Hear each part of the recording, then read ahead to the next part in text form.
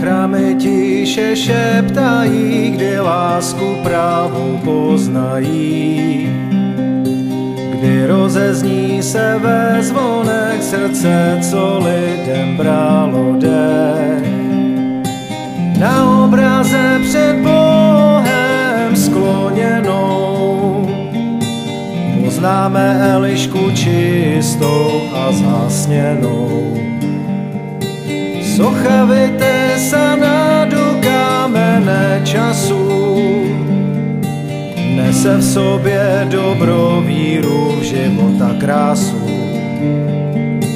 Až se ty zvony pro všechny rozezní, uctíme královnu čistou poslední. Snad srdce zvonu v chrámový hlasem Elišky promluví.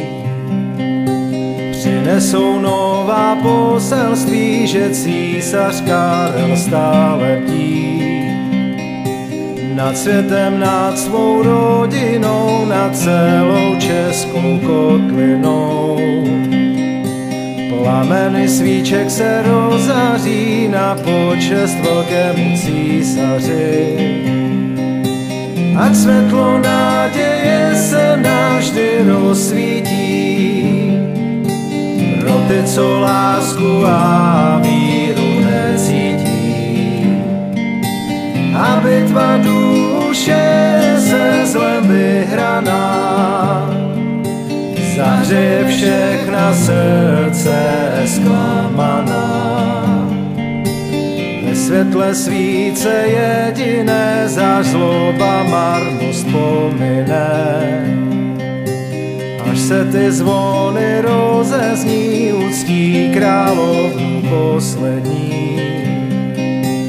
Ten plamen přemyslovna přináší, dej Bože, ať všem oči rozáří.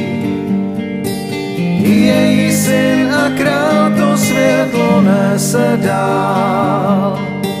Kdo by se do budoucích časů dívat bál? Krev vladařů je vrozená, královnou matkou nesená. Až se ty zvony rozezní, uctí královnu